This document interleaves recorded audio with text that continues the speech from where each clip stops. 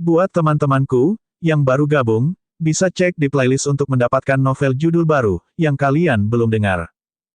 Bab 1256, Selangkah Lebih Maju, dan Satu Lawan Satu.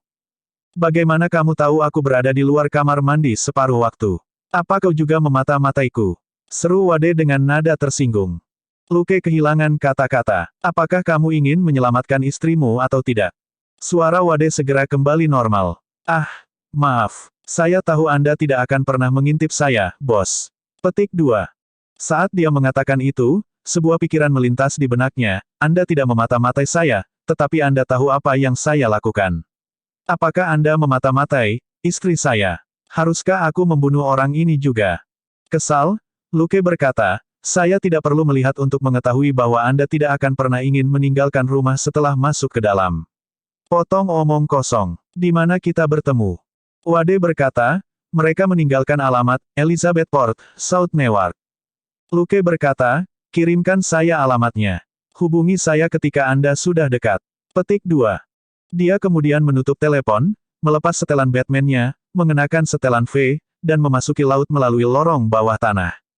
10 menit kemudian, Luke meluncur tanpa suara di langit malam menuju Elizabeth Port. Dia telah menggunakan pendorong tambahan, tetapi ketika dia tiba, dia beralih ke mode meluncur. Hampir tidak ada suara saat dia meluncur. Pendorong hanya akan memberikan dorongan sesekali untuk mencegahnya jatuh terlalu rendah. Dengan sistem siluman ini, tidak ada yang bisa melihatnya di langit yang gelap. Di alamat yang diberikan Wade kepadanya, Luke berputar dan memperluas jangkauan pencariannya.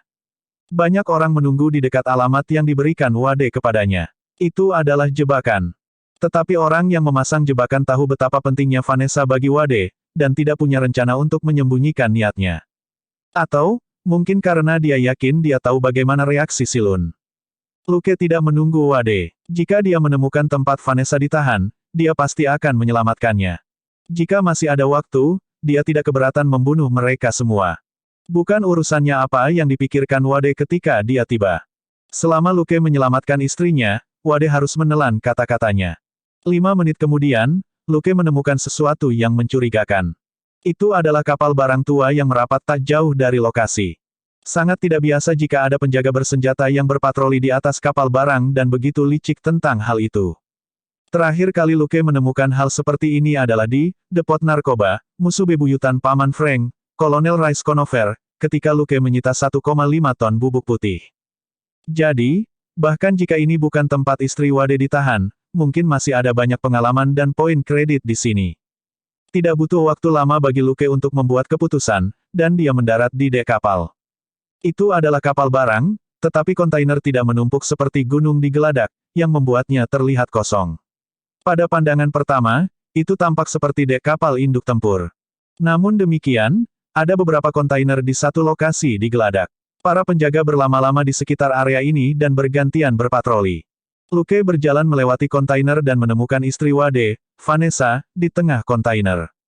Hanya ada 2 pria bersenjata lengkap di dalam. Jelas, mereka tidak terlalu memikirkan Vanessa. Memang, tangan dan kaki Vanessa diikat, dan mulutnya ditutup lakban. Dia tidak bisa melakukan apa-apa kecuali bergerak sedikit di kursi. Luke tidak repot-repot bersembunyi lagi. Saat dia menonaktifkan sistem siluman, dia melemparkan 2 belati ke dalam wadah. Kedua pria itu mati seketika tanpa melihat apa-apa. Mata Vanessa melebar dan dia tidak bisa menahan tangis. Luke sangat puas karena mulutnya telah ditutup lakban. Dia tidak perlu khawatir tentang dia menangis dan menarik perhatian. Memikirkan itu, dia berkata, Wade memintaku untuk menyelamatkanmu. Aku akan membawamu padanya. Mata Vanessa yang baru saja kembali normal, kembali melebar. Dia mulai membuat keributan dan berjuang. Luke menggelengkan kepalanya dan berjalan ke arah kedua pria itu. Mengambil belatinya, dia memotong tali yang mengikatnya ke kursi. Pertarungan sudah dimulai. Tetaplah seperti ini untuk saat ini agar kamu tidak menghalangi. Petik 2. Vanessa, Kemudian, dia merasa dirinya melayang keluar dari wadah, dan setelah itu, dia benar-benar terbang. Melihat Des semakin jauh darinya, Vanessa untuk sementara berhenti mengeluh dan hanya menatap kosong ke kakinya. Memegangnya dengan tali di punggungnya dengan satu tangan, Luke mengeluarkan revolvernya dengan tangan lainnya. Sistem pendukung di punggungnya menembakkan beberapa ledakan pendek, dan ketika dia terbang melewati beberapa kontainer di kapal, dia menarik pelatuknya. Setelah beberapa tembakan, 4 orang tewas. Menempatkan revolvernya, dia menyesuaikan lintasan luncurannya dan melesat ke arah Wade, yang berjarak lebih dari 200 meter. Beberapa saat yang lalu, Wade sedang mengencingi celananya sambil bersembunyi di balik tumpukan sampah, meskipun dia tidak lupa untuk bergumam pada dirinya sendiri, aku tahu itu. Seorang pria yang dapat diandalkan sama dipercayanya dengan seekor babi yang memanjat pohon, dan itu sama dengan orang-orang Inggris tua. Pertemuan apa? Aku sudah tertembak di pantat, tapi dia masih tidak ada di sini. Jika dia memakan waktu lebih lama lagi, orang-orang besar ini akan menghancurkanku. Sebenarnya, itu bukan hanya pantatnya. Kecuali kepalanya, dia penuh dengan lubang peluru di mana-mana. Namun, kecuali fakta bahwa itu menyakitkan, itu tidak banyak mempengaruhinya. Juga, rasa sakit itu tidak seberapa dibandingkan dengan ketika dia melihat Vanessa yang kurus dan pucat dari jauh. Sebaliknya, rasa sakit itu membuatnya merasa bahwa dia masih hidup, tidak mati. Tunggu, hatiku juga mati. Tanpa Vanessa, lebih baik aku mati. Biarkan aku mati. Wade melolong dalam hatinya. Memikirkan itu, dia menyerbu keluar di tengah-tengah sampah dengan peluru beterbangan. 4 atau 5 dari lusinan penjahat di sisi lain segera pingsan, dan kemudian Wade melemparkan dirinya ke balik lemari es yang ditinggalkan. Puluhan lubang muncul di lemari es. Wade mengerang dan meraba tubuhnya dengan kedua tangannya. Wah, itu menyakitkan. Tuduhan itu barusan telah membuat 4 atau 5 lubang lagi di dalam dirinya, yang merupakan jumlah yang sama dari orang-orang yang pingsan. Sialan, lawan aku 1 lawan 1 jika kamu berani. Dia berteriak. Bang! Dia tidak bisa menghindar tepat waktu, dan tertembak. Menarik kakinya ke belakang, dia tiba-tiba mengambil keputusan dan berteriak, tunggu, aku punya sesuatu untuk dikatakan. Para penjahat tiba-tiba terdiam. Orang gila ini, yang mengenakan setelan merah tua dan bahkan tidak menunjukkan wajahnya, jelas telah dipukul beberapa kali. Bagaimana dia masih begitu energik? Ini bukan film. Banyak dari mereka menggunakan senapan. Seseorang yang ditembak dengan peluru senapan tidak akan bisa bergerak. Bahkan jika itu hanya anggota badan, selama lengan atau kaki dipukul, pada dasarnya akan lumpuh. Dalam sebuah film, mustahil untuk tetap melompat-lompat setelah tertembak jika Anda tidak mengenakan rompi anti peluru. Bab 1257, Niat Baik. Untuk sesaat, adegan itu hening, tetapi pemimpin itu sudah berbicara dengan suara rendah saat dia memerintahkan kedua tim untuk mengambil kesempatan untuk mengepung orang gila bernama Deadpool ini. Wade telah menyelinap pergi terlalu cepat sebelumnya, dan mereka tidak dapat mengunci lokasinya. Sekarang orang ini benar-benar berani berhenti bergerak dan mulai berbicara, mereka secara alami tidak bisa melepaskan kesempatan ini untuk mengepung dan membunuhnya. Wade, yang berada di balik lemari es, berteriak seolah tidak menyadarinya. Dia menekan selangkangannya dengan satu tangan dan mengerahkan kekuatan dengan tangan lainnya. Dia mengeluarkan sesuatu dari celananya dan mengibaskannya dari balik lemari es dengan pistolnya. Saya menyerah. Mari kita bicarakan. Dunia ini begitu indah, tidak perlu menjadi begitu kejam. Penjahat. Mereka melihat sepasang pakaian dalam yang kotor dan compang camping berbau niat baik saat tergantung di pistol. Tapi ini tidak berpengaruh pada mereka, terutama yang datang dari orang gila yang baru saja membunuh lebih dari 10 rekan mereka. Mereka harus membunuhnya. Trik Wade tidak ada gunanya. Sebaliknya, itu memberi pihak lain waktu untuk berpisah dan mengelilinginya. Atas perintah pemimpin, para penjahat menyerang dari 3 arah. Celana dalam putih Wade masih berkibar-kibar di udara saat dia ambruk dengan lubang besar di tubuhnya. Baru kemudian para penjahat berhenti dan dengan hati-hati mengelilinginya.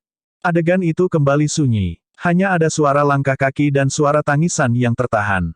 Para penjahat itu ketakutan. Dari mana tangisan itu berasal? Juga, itu terdengar lebih dan lebih seperti suara wanita. Tangisan adalah satu hal, tetapi mengapa suara itu terdengar seperti melayang di atas kepala mereka dan datang ke sekeliling mereka? Bulu dari 30 atau lebih penjahat berdiri tegak saat mereka mengangkat senjata mereka hampir bersamaan. Senter taktis yang terang menyapu udara, tetapi tidak menemukan sesuatu yang aneh. Ini membuat mereka semakin gugup. Apa yang tidak mereka ketahui adalah bahwa 2 bayangan transparan melayang di atas mereka. Setiap kali sinar senter melewati mereka, mereka tetap dalam kegelapan. Wade, hanya ini yang bisa kulakukan untukmu. Jangan salahkan aku jika kamu tidak bisa mendapatkan kembali istrimu, Gumam Luke dalam hati. Meluncur sejauh 100 meter, dia menurunkan Vanessa yang menangis terseduh-seduh, dan berkata dengan suara rendah, Wade belum mati. Masih terlalu dini bagimu untuk menangis. Vanessa tercengang. Hah? Luke berkata, jubah yang kau kenakan akan membuatmu tidak terlihat. Mereka tidak bisa melihatmu. Tetaplah di sini. Aku akan membunuh mereka. Dengan itu, dia menjauh. Vanessa hanya melihat kilatan bayangan transparan sebelum dengan cepat menghilang jauh. Sesaat kemudian, suara tembakan kembali terdengar. Dia meronta-ronta sejenak, tetapi tali itu tidak kendor sama sekali. Menatap 100 meter ke kejauhan, dia menggertakkan giginya dan bergumam pada dirinya sendiri, aku tidak bisa berjalan, tapi aku bisa melompat, kan? Saat dia berbicara, dia mengerahkan kekuatan dengan kakinya dan melompat ke depan dengan langkah kecil. Dia jatuh di tanah. Luke, yang terbang di udara, hanya melirik ke arahnya sebelum dia membuang muka. Anda harus bekerja sedikit demi cinta. Dia telah menyelamatkannya. Apa yang dia putuskan selanjutnya terserah padanya. Luke tidak berpikir itu salah baginya untuk menyerah pada Wade. Bagaimanapun, alpukat ini sudah berubah menjadi orang gila, dan sangat jelek. Seperti kata pepatah, jangan bertanya kepada orang lain apa yang Anda sendiri tidak akan lakukan. Luke sendiri ingin menghajar Wade sampai mati saat melihat wajahnya. Secara alami, dia tidak bisa meminta seorang wanita untuk terus tergila-gila dengan orang aneh seperti itu. Mengesampingkan urusan pribadi Wade dan istrinya, Luke lebih tertarik pada alias yang dicari Wade, pria bernama asli Francis itu. Dari apa yang telah disebutkan Wade, orang ini juga merupakan produk dari eksperimen yang berhasil. Dia juga memiliki seorang pembantu bernama Angel, yang juga merupakan subjek tes yang telah sukses. Tapi Francis dan Angel tidak diragukan lagi jauh lebih beruntung daripada Wade. Mereka memiliki kekuatan super, tetapi wajah mereka tidak cacat. Itu mungkin yang menurut Wade paling tidak bisa diterima. Tidak hanya kehilangan wajah tampannya, dia juga tidak bisa melihat Vanessa, sementara Francis, yang menyebabkan semua ini, tampak seperti orang normal. Keberadaan Angel lebih lanjut membuktikan bahwa Wade tidak punya siapa-siapa selain dirinya sendiri yang harus disalahkan atas kecacatannya. Keberuntungannya sangat buruk. Pada akhirnya, dari 3 subjek tes yang berhasil, hanya Wade yang menjadi jelek. Saat dia memikirkan itu, Luke muncul di udara dengan 2 revolver di tangannya. Dia berkata tanpa tergesa-gesa, lihatlah langit. Ini bau musim semi. Kehancuran adalah awalnya. Kematian adalah kelahiran kembali. Amin. Bang, bang, bang, bang, bang. Para penjahat di sekitar Wade langsung pingsan. Dari sudut pandang tinggi Luke, dia berada di atas angin. Serangannya sangat efisien. Hanya beberapa dari 30 penjahat yang mencoba menghindar, tetapi mereka masih tidak bisa melepaskan diri dari peluru yang jatuh dari langit, dan mereka semua terbunuh dalam beberapa detik. Tepat pada saat itu, sebuah bayangan besar melesat ke arahnya dari kejauhan. Luke berseru kaget, dan jubahnya tiba-tiba melunak. Dia mengaktifkan sistem propulsi dan langsung melesat ke atas 2 meter. Bayangan besar melintas di bawah kakinya sebelum menabrak tumpukan sampah 10 meter jauhnya. Melihat pipa stainless steel penyok yang masih bergetar, Luke mendarat dengan ringan. 2 sosok berjalan keluar dari kegelapan di belakangnya. Pemimpinnya adalah seorang pria bule yang tampaknya berusia akhir 20-an. Dia cukup tampan dan memiliki senyum tipis di wajahnya, seolah-olah dia siap untuk tersenyum mengejek setiap saat. Di belakangnya adalah seorang wanita Kaukasia yang kuat. Dia memiliki rambut hitam panjang dan tampak berusia akhir 20-an. Dia tidak jelek, tetapi memiliki fisik yang lebih besar. Menarik. Saya tidak berharap ada orang yang peduli dengan bisnis Wade. Bagaimana saya harus memanggil Anda, Merbusi Body? Pria botak itu mencibir. Luke menunduk dan perlahan berbalik. Dalam cahaya redup, topeng yang tersenyum itu tampak lebih mengejek dan menyeramkan. Pria botak dan wanita berotot itu tegang. Wajah tersenyum. Pembunuh legendaris. Pupil pria botak itu berkontraksi. Dia memiliki sumber informasi yang baik, dan tahu banyak tentang Smiley Face, yang telah menyebabkan badai darah di New York beberapa waktu lalu. Tapi itu hanya karena Luke sengaja membiarkan muncul di depan umum beberapa kali untuk mengalihkan perhatian agen rahasia dari Batman. Luke memiringkan kepalanya dan mengamati mereka. Francis. Dia kemudian memiringkan kepalanya. Malaikat. Francis, si botak, berhenti bernapas sejenak, dan senyum mengejek di wajahnya semakin jelas. Kamu dan Wade benar-benar bekerja sama. Bab 1258, benar-benar hancur. Terkekeh, Luke perlahan mengeluarkan dua pisau dari pinggangnya dan memegangnya secara miring. Sekarang, tunjukkan semua yang kamu miliki, atau aku akan meminta maaf dengan hidupmu. Senyum Francis menjadi dingin, dan dia menggambar dua kapak logam yang ada di punggungnya. Ayo kita coba. Dia belum pernah menonton video aksi V, dan hanya mengetahui beberapa pencapaian V. Meskipun itu tidak cukup untuk menilai kekuatannya secara akurat, V benar-benar tidak bisa diremehkan. Jika V tidak sesuai dengan namanya, Francis akan berurusan dengan pria sok ini hari ini. Dia telah bereksperimen begitu lama, dan tidak pernah memiliki pembunuh super berbakat sebagai subjek tes. Dengan raungan pelan, Francis tiba-tiba mencondongkan tubuh ke depan untuk mengayunkan kapak di tangan kirinya ke kepala Luke sementara kapak di tangan kanannya sudah siap untuk diayunkan kedua kali. Terkekeh, Luke mengangkat belati di tangan kanannya. Franciscus tersenyum muram. Kapak versus belati, kekuatan yang diberikan oleh chop versus block tidak pada level yang sama-sama sekali. V ini hanya ingin mati. Saat dia memikirkan itu, kapak perak dan belati hitam bertabrakan. Tanpa diduga, tidak ada benturan logam yang berdering, dan hanya gesekan lembut yang meluncur. Francis hanya merasakan kapaknya bertemu dengan udara kosong, dan benar saja, tidak ada perlawanan. Sesaat sebelum tabrakan, belati hitam tiba-tiba melesat dan dibelokkan. Menekan sisi belati ke kapak, Luke mendorong kapak ke satu sisi. Pada saat yang sama, belati meluncur ke bawah kapak untuk memotong telapak tangan Francis. Ini juga salah satu alasan mengapa sebagian besar senjata dingin memiliki penjaga. Kapak Francis panjangnya sekitar 1 meter. Secara alami, itu tidak memiliki pelindung, dan logamnya cukup halus. Sebagai master tempur, Luke secara naluriah menebas dengan pedangnya. Dia mengerahkan kekuatan saat melakukannya, menekan kapak ke sisi Francis untuk mengganggu momentumnya dan membatasi serangan balik dari kapak di tangan kanannya. Franciscus bereaksi dengan cepat. Dia merasakan pergeseran kapak di tangan kirinya serta belati hitam meluncur ke bawah pegangan seperti ular beludak. Dia tidak melawan kekuatan belati, tetapi meminjam momentum untuk mengerahkan kekuatan. Dia menarik kembali kapak di tangan kirinya sedikit, dan dia mengayunkan kapak lainnya di tangan kanannya.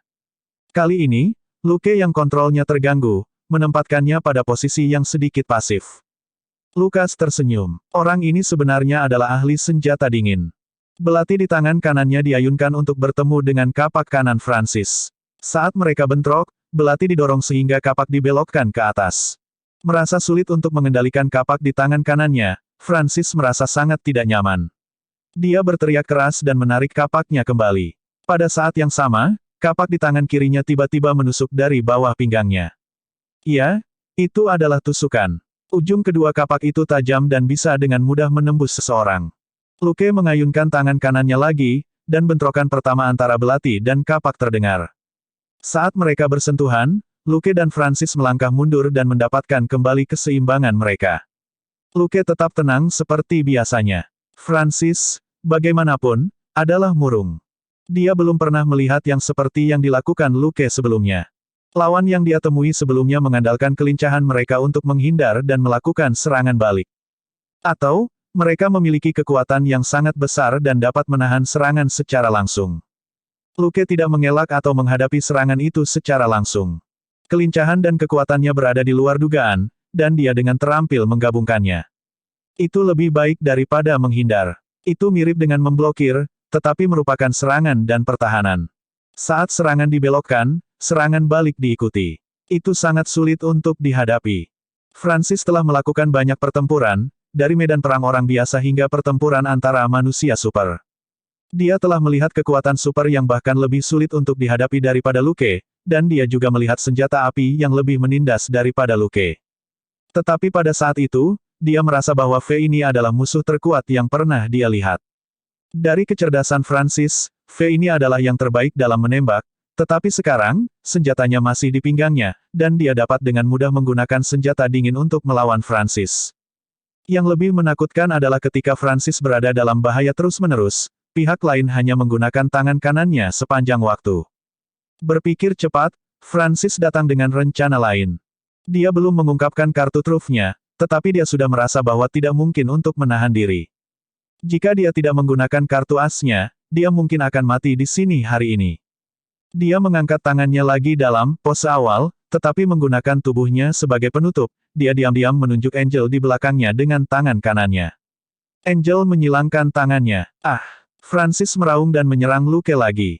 Kali ini, dia telah mempelajari pelajarannya. Bahkan sebelum dia mendekat, dia mengayunkan kedua kapak seperti kincir angin ke arah Luke. Rencananya adalah menggunakan kapak untuk menekan Luke dengan kecepatan absolut sebelum yang terakhir bisa memblokir. Lukas tertawa lagi. Orang ini tidak bodoh. Dia tahu untuk bermain dengan kekuatannya dan menghindari kekurangannya. Namun, ini hanya pikiran Francis. Dia berpikir bahwa Luke memiliki refleks yang lebih cepat, tetapi pada kenyataannya, dalam kekuatanlah Luke memiliki keunggulan absolut. Dari pertarungan tadi, Luke memperkirakan bahwa Francis lebih lambat darinya, tetapi tidak banyak. Alasan Francis berada dalam posisi pasif sebelumnya adalah karena Luke telah menghancurkannya dalam hal keterampilan tempur. Dengan kontrol otot dan imitasi dasar, serta keterampilan tempur dasar yang dia peroleh dari sekelompok orang, Luke belum menemukan lawannya.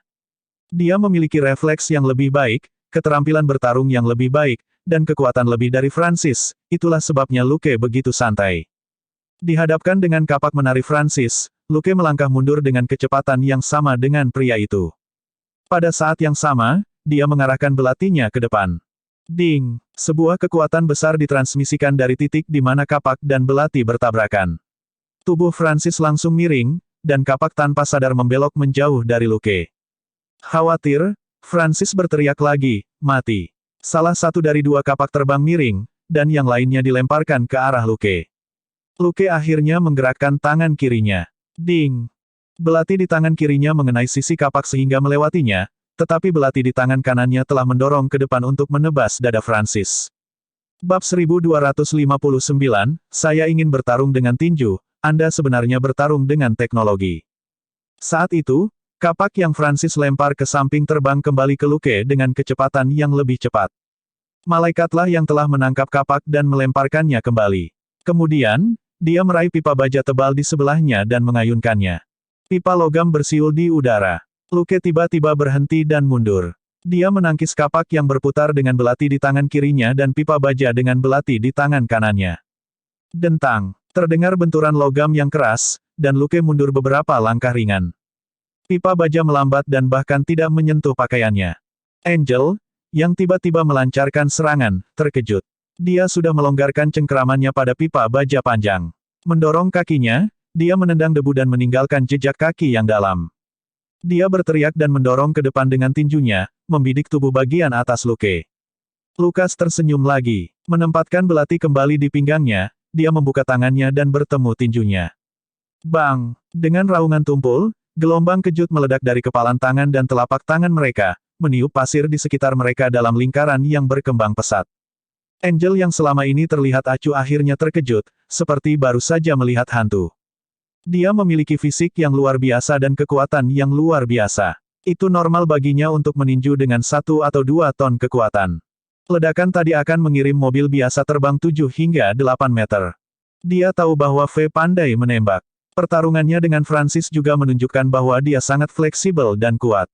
Namun, V tidak mundur sama sekali ketika dia menerima serangannya secara langsung. Ini hanya lelucon. Namun, Angel bukanlah seorang brutal yang hanya mengandalkan kekuatan fisiknya untuk bertahan hidup. Dia tidak cukup bodoh untuk terus melawan Luke dengan tangan kosong. Dia memiliki pengalaman bertarung yang kaya, dan secara naluriah menendang pergelangan kaki Luke. Tidak peduli siapa musuhnya, kemampuan tempur mereka akan sangat berkurang setelah mereka kehilangan satu kaki. Luke membuat suara kejutan yang ringan. Tangan kanannya bergerak untuk tiba-tiba mendorong kepalan tangan kirinya ke samping. Dia kemudian melesat ke depan untuk menutup jarak di antara mereka dan menghindari tendangan. Dia mengikuti dengan tangan kirinya dan menekan telapak tangan ke dadanya. Saat telapak tangannya hendak mendarat, tiba-tiba meledak dengan "ci" yang mengenai pihak lain. Bang! Lukas terkejut. Telapak tangan kirinya terasa seperti menabrak dinding karet, dan akan memantul.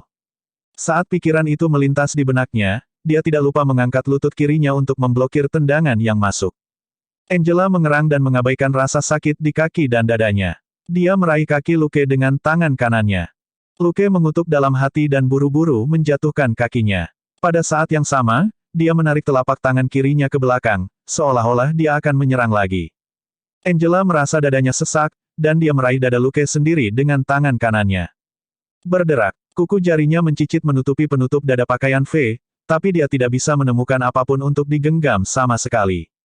Sebelum dia bisa bereaksi, Luke mendorong dengan tangan kirinya lagi. Bang! Kali ini, Angela dipukul begitu keras sehingga dia terlempar ke udara untuk sementara waktu. Dia akhirnya tidak bisa menahan tangis kesakitan. Ah! Tetapi pada saat yang sama, dia mengunci tangan kanan Luke dengan tangannya sendiri dan menariknya dengan keras. Meminjam kekuatan, dia menegakkan punggungnya dan mengangkat kakinya, membidik lehernya. Sebuah bar lengan. Luke segera mengerti maksud Angel, tetapi sudut mulutnya semakin melengkung. Selain Frank D'Amico, dia adalah orang kedua yang berani menggunakan teknik gabungan pada setelan ini. Setelan V memang sangat tipis. Untuk menjaga kelincahan, telah dibuat dengan bahan yang lembut. Jadi, Luke selalu menyebutnya sebagai pakaian pertempuran karena tidak terlihat sesulit setelan Iron Man atau Batman pada pandangan pertama. Faktanya, bagaimanapun, sebagian besar kekuatan dari pukulan pertama Angel telah diserap oleh eksoskeleton pendukung di jasnya, dan Luke hanya menggunakan sepertiga dari kekuatannya. Dia telah tertipu sebelumnya juga ketika dia tidak dapat menemukan sesuatu seperti kerah untuk dipegang, dan sebagai gantinya telah bertemu dengan bahan komposit penutup dada. Sekarang, dia jatuh untuk ketiga kalinya. Angela bergerak cepat, dan kelemahan memiliki otak biasa menjadi jelas. Dia sama sekali tidak mengerti bahwa Luke bukanlah lawan biasa dalam pakaian ini. Dia telah salah menghitung 3 kali berturut-turut karena dia terlalu cepat. Luke hanya mengangkat tangan kirinya untuk menghalanginya menutup kakinya. Dia mengerahkan lebih banyak kekuatan, tetapi masih tidak bisa menutup kakinya. Tangan kiri Luke tidak bergerak sama sekali, seolah terbuat dari logam. Tapi dia juga sangat terkejut. Program AI setelan itu, Victoria, Dewi Kemenangan Romawi, telah memanggil polisi. Namun, setelan itu telah mengalami kerusakan 12%, dan kerusakannya meningkat. Kekuatan Angela melebihi harapannya. Meskipun kerusakan 12% pada setelan itu karena pukulan eksplosif pertamanya, sulit dipercaya bahwa dia dapat memperburuk kerusakan pada setelan kerangka luar dengan kakinya. Siapa yang berani menjadi pacarnya? Luke tidak bisa tidak mengingat bagaimana seorang gadis tangguh di kehidupan sebelumnya telah menghancurkan semangka di antara pahanya dalam 2 detik. Semangka telah meledak, dan bubur merah serta jusnya berceceran di mana-mana. Apakah pacar Angel akan berakhir seperti semangka itu jika dia menekan terlalu keras saat dia terlalu bahagia? Seseorang seperti Iron Heideckrich mungkin hampir tidak hidup. Pikiran itu melintas di kepala Luke sebelum dia menghapus apa yang seharusnya tidak dibayangkan dari benaknya. Dia memfokuskan kembali, dan akan menggunakan kekuatannya untuk menaklukkan Angela, ketika dia tiba-tiba tersentak dan menatap Francis dengan heran. Pada saat itu, dia merasakan beberapa fluktuasi aneh dari 4 arah berbeda yang menyatu untuk menutupi area ini. Francis tidak mengambil kesempatan untuk melarikan diri ketika Luke dan Angela berkelahi. Dia hanya menyingkirkan senyum di wajahnya dan menatap dingin ke medan perang. Dia bahkan mencabut pisau militer dari kakinya, siap menyerang kapan saja. Sekarang setelah dia siap, dia menerjang ke depan dengan tegas dan menusuk paha Luke.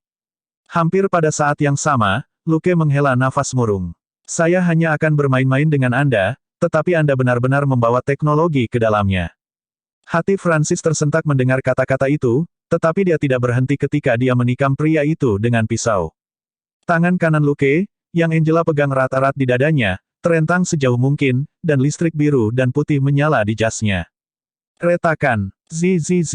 Angela, yang mencoba yang terbaik untuk mengendalikan gerakannya, merasakan sakit yang luar biasa di dadanya dan kejang-kejang.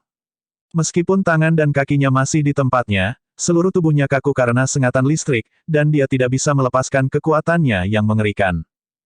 Bab 1260, Super Dick. Luke dengan mudah menarik tangan kirinya ke belakang dan mengayunkan telapak tangannya ke bawah. Tamparan dari langit ini mendarat di kepala Francis dan membuatnya terbang. Sebelum dia menyentuh tanah, Luke menyusulnya dan meraih pergelangan kakinya. Listrik biru dan putih menyala lagi di tangan kiri Luke. Zzz. Francis, yang pusing, juga kejang-kejang, dan penglihatannya menjadi hitam. Mengangkat kedua orang itu, Luke menghela nafas muram lagi. Menjadi terlalu lunak hanya mengarah pada lebih banyak kekerasan. Pernahkah Anda mendengar pepatah, mata ganti mata, gigi ganti gigi? Angela, yang mengejang di tangannya, putus asa. Sial, mengapa pengontrol super tidak berfungsi? Francis telah disergap dan hampir dibunuh oleh Wade sebelumnya, Tetapi dia berani mengambil inisiatif untuk memancing Wade ke sini hari ini bukan karena kekuatan gabungan mereka, apalagi puluhan pria bersenjata di sini. Kartu truf yang sebenarnya adalah pengontrol super yang disediakan oleh bos di belakang layar. Mereka tidak tahu persis bagaimana pengontrol itu bekerja, tetapi itu memiliki efek penekanan yang kuat pada manusia super dan non-manusia super. Sinyal rahasia yang Francis berikan padanya barusan adalah agar dia menghentikan pihak lain sehingga pengontrol super dapat menguncinya sepenuhnya. Karena mesinnya tidak terlalu fleksibel, mereka tidak bisa mengikuti target yang bergerak. Francis dan Angela, di sisi lain, mengenakan perangkat khusus yang dapat mencegah mereka terluka oleh pengendali. Dengan ini, Angela tidak berpikir akan menjadi masalah untuk mengalahkan V ini. Meskipun Luke telah menunjukkan kekuatan dan refleks yang luar biasa dalam pertempuran mereka, dia tidak panik, justru karena dia memiliki senjata yang sangat efektif melawan manusia super. Francis mengaktifkan pengontrol super dan kemudian bergegas, tetapi ketika Luke masih bisa berbicara, mereka tahu ada sesuatu yang salah. Manusia super yang diserang oleh pengontrol super mungkin masih bisa berbicara, tapi mereka tidak akan sesantai ini. Apa yang Luke lakukan selanjutnya membuktikan bahwa dia memang tidak terpengaruh oleh super controller. Sebaliknya, ia mengambil kesempatan untuk menangkap mereka sekaligus. Pasang surut kehidupan terlalu memilukan. Apa yang tidak diketahui Angel adalah bahwa Luke telah menggunakan kurang dari setengah kekuatannya sepanjang waktu, yang bahkan lebih memilukan. Apakah mereka mengandalkan kekuatan atau teknologi mereka? Mereka tidak berdaya di depan Luke. Pengontrol super ini pada akhirnya menarik, tetapi hanya sedikit. Luke menghilang ke dalam kegelapan bersama kedua orang itu. Sesaat kemudian, dia berdiri di depan pengontrol super. Francis dan Angela telah pergi, dia telah menjatuhkan mereka dan melemparkannya ke ruang 2. Melihat pengontrol super di depannya, Luke mengerutkan kening. Controller ini memiliki alas portabel dan arah yang ditunjuknya dapat disesuaikan secara bebas. Itu tampak sedikit seperti parabola rumah. Ada 4 pengontrol seperti itu, dan mereka diarahkan ke lokasi yang sama dari 4 sudut, yang merupakan ruang terbuka tempat Luke baru saja bertarung dengan Francis dan Angel. Namun, pengontrol di depannya saat ini mengeluarkan asap. Itu benar-benar hitam dan berbau seperti peralatan elektronik yang terbakar. Luke membongkarnya dan melemparkannya ke inventarisnya sebelum dia pergi ke 3 pengontrol lainnya. Beberapa menit kemudian, dia mengerutkan kening dan kembali ke tempat terbuka. Keempat pengontrol super telah menghancurkan diri sendiri. Sebagai orang yang selalu mengutamakan keselamatan, Luke langsung memikirkan kemungkinan ini saat melihat sisa-sisa hangus pengendali. Menempatkan pengontrol pertama ke dalam inventarisnya dan memindai dengan pikirannya, dia bahkan lebih yakin. Super controller yang tadinya bekerja dengan baik semuanya hancur sendiri pada saat yang bersamaan. Tak hanya itu, beberapa perangkat elektronik pada Francis dan rekannya juga sempat rusak sendiri, termasuk sebuah chip di tubuh mereka. Mengingat bagaimana Francis dan rekannya bertindak, mereka jelas lebih seperti antek daripada bos di belakang layar. Luke tahu bahwa dia telah bertemu dengan lawan yang licik dan waspada. Saat Francis dan rekannya gagal, orang ini memutuskan semua petunjuk yang berpotensi penting dan menghancurkan peralatan untuk memastikan keselamatannya sendiri. Mungkinkah orang ini telah menggunakan pengawasan di dekatnya untuk memantau hasil pertarungan sebelumnya? Saat Luke merenung, dia mendekati lemari es yang ditinggalkan yang penuh dengan lubang. Wade masih terbaring di tanah di belakang lemari es, kepalanya di pangkuan Vanessa. Seharusnya aku datang padamu, tapi orang di balik topeng itu bukanlah pria yang kau ingat, suara Wade terdengar serius. Apakah kamu membuat topeng ini sendiri? Vanessa memotongnya. Wade terdiam. Vanessa mengulurkan tangannya, dan Wade tanpa sadar menunduk. Tapi di bawah tatapannya, dia berhenti. Vanessa perlahan dan kuat meraih di balik topeng, membuka kancing nilon, dan menariknya. Kemudian, dia menatap wajah Wade tanpa daya. Wade berkata dengan canggung, ada satu lagi kalau-kalau topengnya jatuh. Dia memakai wajah tampan Tony Stark. Itu jelas gambar poster Taipan. Wade telah memotong kepala Taipan dan menempelkannya di wajahnya. Vanessa tersenyum dan melepaskannya. Wade berseru, ini macet, ini seperti semprotan mobil atau plester. Aduh. Tunggu, apa kamu yakin ingin melepasnya? Setelah keheningan singkat, Vanessa mengangguk. Saya yakin. Dia dengan tegas melepas wajah Tony Stark. Wajah asli Alpukat terungkap. Dia tidak bisa menahan diri untuk tidak berteriak kaget, tapi dia tidak mendorong wajah Wade menjauh. Wade sedikit sedih. Di masa lalu, Ketika dia melihat wajahnya yang tampan, dia pasti akan langsung menciumnya. Benar saja, dia tidak bisa kembali ke masa lalu. Hari-harinya yang mengandalkan wajahnya untuk mencari nafkah telah hilang. Vanessa, di sisi lain, mengulurkan tangan untuk memegang dagunya, seolah sedang memikirkan sesuatu. Setelah periode penyesuaian singkat dan sedikit alkohol, itu akan menjadi wajah yang akan saya duduki dengan senang hati. Saat dia berbicara, dia secara alami membelai wajahnya dan mengangkat kelingkingnya. Lega, Wade mengaitkan kelingking dengannya. Tidak masalah. Juga, ada benda unik di bawah pakaian ini, Kan Asteris L Super. Vanessa akhirnya tertawa terbahak-bahak. Di samping, mata Luke telah terbuka. Dia tahu bahwa ada banyak pasangan aneh di dunia, tetapi pasangan ini, mengambil kuenya, kan? Mereka sepertinya tidak cocok. Vanessa lebih baik daripada kebanyakan orang di dunia. Namun, sepertinya tidak ada yang salah. Tanpa hati yang besar dan rasa aneh ini, bagaimana dia bisa terjerat dengan Wade sejauh ini? Dia terbatuk dan berkata, mengapa kamu tidak membicarakan romansamu di tempat lain? Wade menoleh dengan jijik. Kamu masih di sini. Tidak bisakah kamu pergi dan melakukan pekerjaanmu? Saat dia berbicara, dia melambaikan tangannya seperti sedang memukul lalat. Kamu adalah bos besar. Anda masih perlu menjaga perdamaian dunia. Jika Anda benar-benar tidak bisa, Anda bisa pulang dan menyapu halaman. Mungkin kamu punya banyak kotoran anjing. Lukas mengangkat alis. Apa orang yang murah? Dia tidak tahu malu ketika dia meminta bantuan, tetapi terlebih lagi ketika dia baik-baik saja.